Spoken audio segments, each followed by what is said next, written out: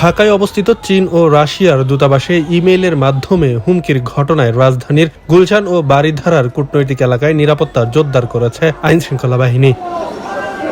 রোববার ঢাকা মেট্রোপলিটন পুলিশের diplomatic security বিভাগের অতিরিক্ত উপপুলিশ কমিশনার আবুল খায়ের বিষয়টি নিশ্চিত করেন।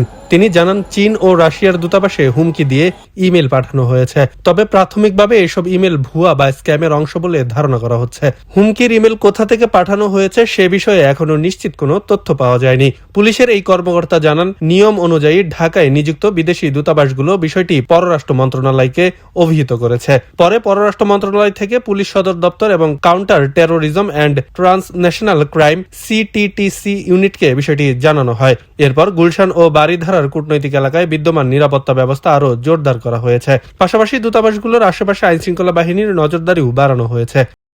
তবে এ ঘটনায় এখন পর্যন্ত থানায় কোনো সাধারণ ডায়েরি বা লিখিত অভিযোগ করা হয়নি বলে জানিয়েছে এডিসি আবুল খায়ের। তিনি বলেন, পরিস্থিতি নিয়ে আপাতত বড় ধরনের কোনো আশঙ্কা করা হচ্ছে না।